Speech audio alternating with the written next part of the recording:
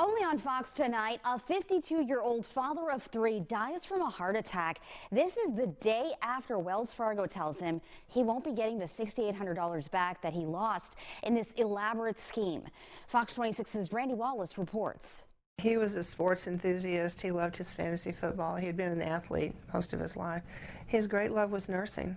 He was dealing with a lot of health issues. Yeah, he had a lot. He had every bad side effect of diabetes that there is. Paul Schindel is the third case we've covered in which someone posing as a Wells Fargo employee actually shows up at the door to collect the cut-up debit card. He got a phone call, and on the cell phone register it showed Wells Fargo. They somehow had access to the specifics of his account. They were telling him actual things that he had done, and he's like, yeah, that's mine, that's mine, that's mine. But then they're also saying these unauthorized charges. Right. And so when he said, no, I didn't do that, and they said, well, you need to take your card to the bank, and he said, well, I'm disabled, it's kind of hard for me to get in there, but I'll try. And they went, oh, we'll send someone out. And she cut the card up on the porch in front of him. And I said, well, did you get the pieces? He said, no, she took them.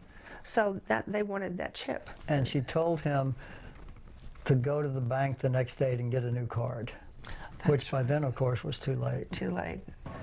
And so then he did go to the bank, and they said, banks never call you, you know, and they promised to investigate, but the man at the bank said it was very unlikely that he would get his money back.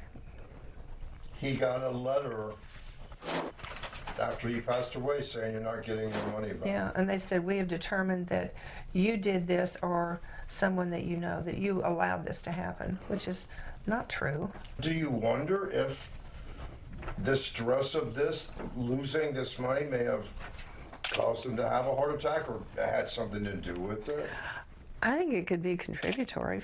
Well, he absolutely had a much higher stress level than normal. Yeah. And the additional stress of going through a minor procedure for hernia surgery, day surgery, yeah, I have no doubt it contributed. You know, it's so sad there are so many victims, and really the underlying denominator is Wells Fargo. So, Randy, has Wells Fargo said anything? Last two reports that I've done, no response at all. Gave them 2 days for each report to respond. You would hope that they're at least sending out some sort of notices to customers, right? Right. To be aware of this and to not fall victim to this scheme. Especially since it's been happening so often. And it's going on in other parts of the country. I'm hearing from people in other states that see the report and they're reaching out saying, same thing happened to me. Wow. Yeah. All right, Randy, thank you. Sure. And as we just mentioned, Randy's covered numerous stories about Wells Fargo, and he's even gotten the money returned to some of the people that he's talked to. And you can find all of his reports on our free streaming app, Fox Local.